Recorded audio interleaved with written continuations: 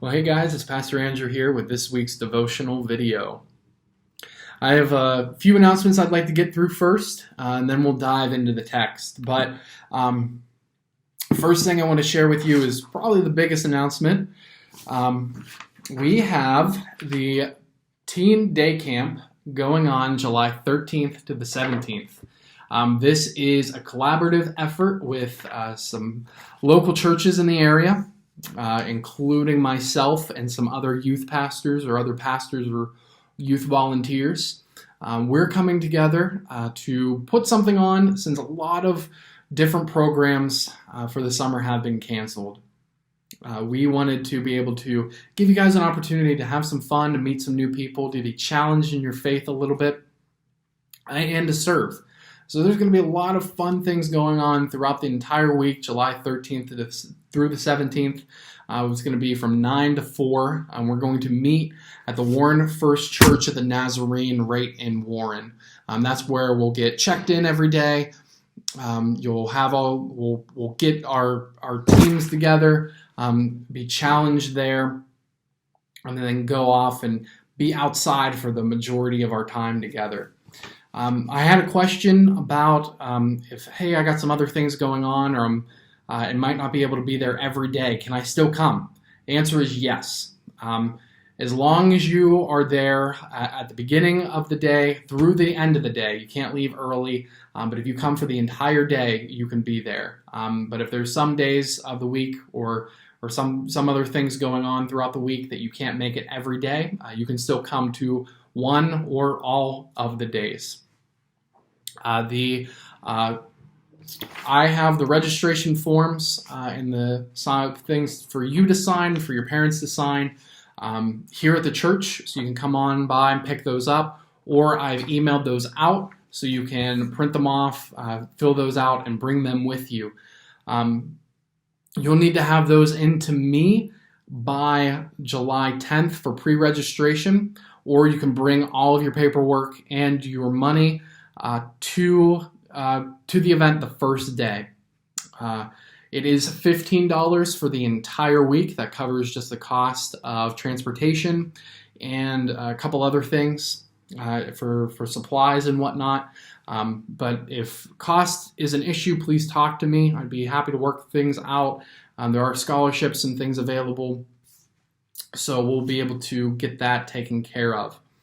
I'm really excited for this opportunity that we have to be able to have some fun, do some things together, not only our youth group, but other churches in the area. And it'll be really fun. Excited to see how that goes. There will be social distancing, and we'll be following different guidelines. So don't let that be a discouragement or a reason not to come. If you have any questions about that or just about it in general, please talk to me. I'd be happy to answer any of those questions if I didn't address them in this video.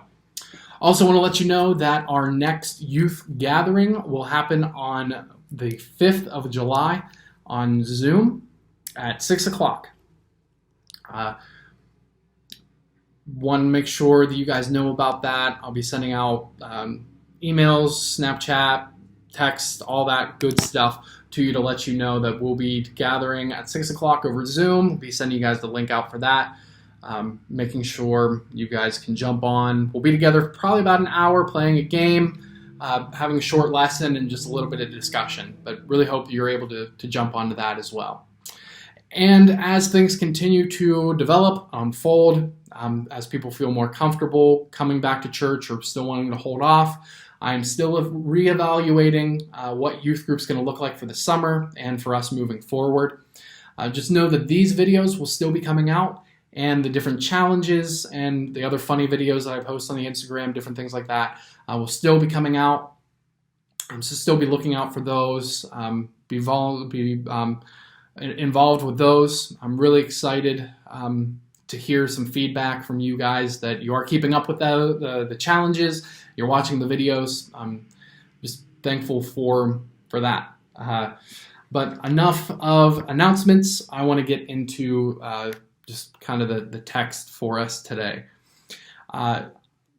I've been thinking a lot about this lockdown that we've been in for, I think, 15 weeks, over 100 days, a quarter of the year, which seems weird. And as much as I'm ready for us to go back, I still want to look on the bright side of things and be able to connect with you guys in different ways and challenge you all and do all these different things with you.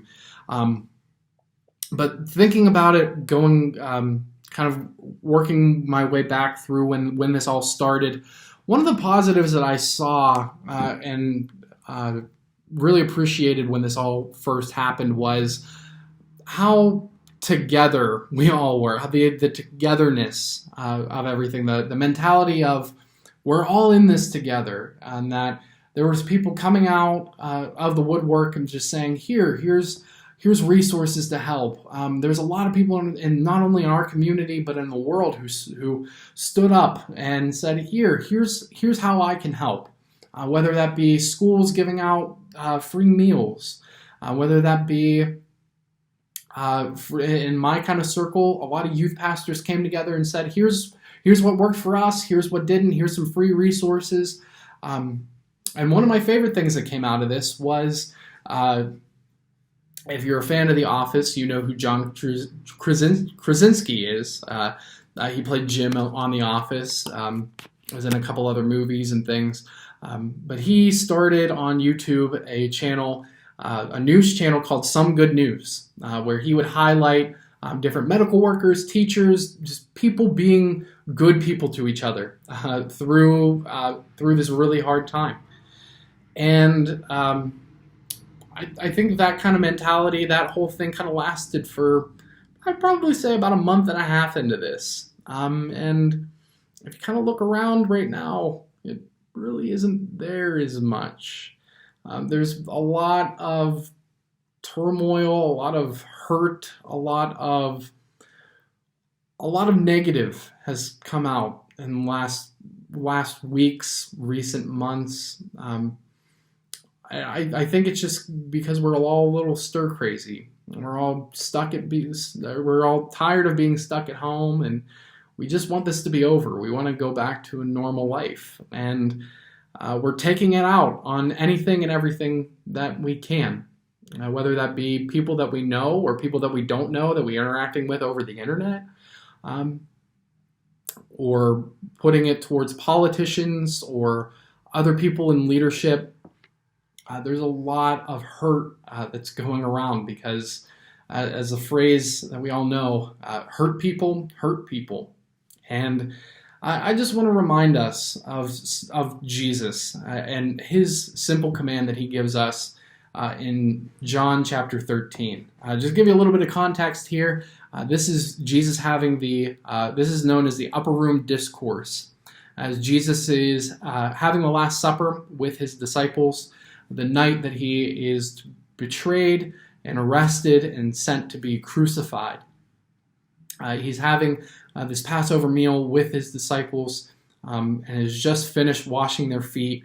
Also has told Judas to go and to take care of what he needs to, and reminds them and lets them know, hey, this is all going to happen, and they just kind of don't catch it.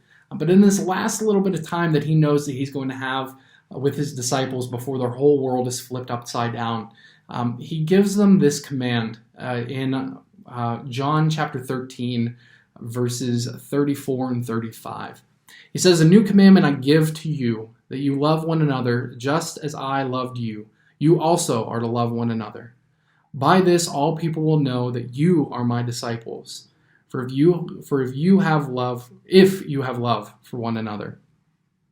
It's that simple idea that we need to love one another. As brothers and sisters in Christ, we need to be loving one another. And this word for love is thrown around in church a lot. You may have heard me use it before. I think it was in a Super Bowl commercial this year. But this word, the original Greek word for the word translated love here, is agape. And agape is a love of known as an unconditional type of love. It's not a relational type of love, like with a husband and wife. It is not a brotherly type of love. It is an unconditional type of love, that a love that is has no conditions with it. It is an unconditional love, that there's no strings attached to this. That is, I love you.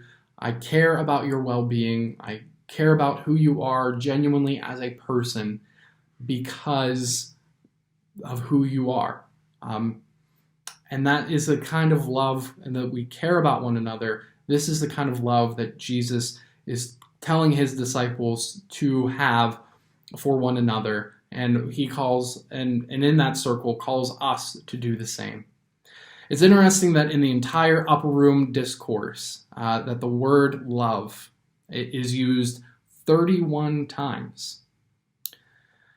That in this last little bit of time that Jesus had with his disciples, that he wanted to ingrain in them this idea of loving one another. And just finished demonstrating that to them by washing their feet, by letting Judas go out and to betray him, and then telling them all this, that the importance of having love for one another. I think that's kind of what we need right now, is that we need to be reminded that we are called to love one another because Jesus has loved us first, that God has loved us first, enough to die for us. And that as Christians, if we want to be able to love one another, we have to be reminded of this truth, that God has loved us first. So, and out of that love should sprout love for one another. And he finishes that command by saying that people will know that you are my disciples if you have love for one another. If we want to show other people that we are followers of Jesus, and that there is a reason why we come to church, why we come to youth group, why we call ourselves Christians, if we want to have any value to that, if anything, we want to hold on to that and put truth behind that, if we want to have everything stand for that, we have to be able to show love to other people. We have to be able to love one another. And not just say that we love one another, but actively love one another. Care for one another, support one another, not bash people on the internet, not condone some behaviors that your friends or other people may be doing, but care for one another, love one another. It's this, not only when it's easy, but also when it's hard. Jesus is telling them this right before their whole circle is going to be destroyed. Their whole group is going to be broken. People are going to be, Peter's going to deny him 3 times. Judas is going to betray him. They're going to watch him be tortured and killed in front of their own eyes, and they're going to be in fear that they're going to be next. But God tells them, and Jesus tells them, to love one another. That's what I got for us today. My challenge to you is, through all this hardship, through all this pain, through all this questioning, through all of whatever may be going through your mind right now, how are you showing people love? Whether you know them directly or not, how are you showing them love? Because in turn, the way that you're showing them love or not will either point them to or away from Jesus. So how are you loving people today? How are you having an unconditional love for the people around you? So I got for us today. Hope everybody's doing well. If you have any questions about the day camp, youth group, anything of the sort, reach out to me. Be happy to help you. See you guys.